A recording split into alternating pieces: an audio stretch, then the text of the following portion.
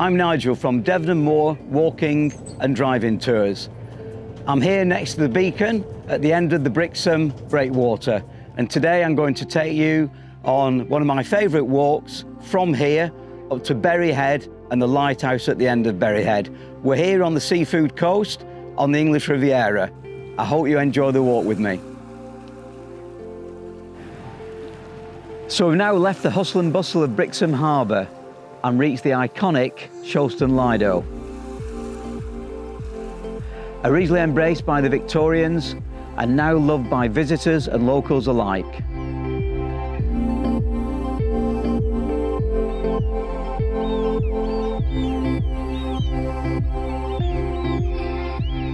So we've reached the end of the walk, here on the spectacular Berry Head Peninsula, home of one of the shortest but highest lighthouses in the country.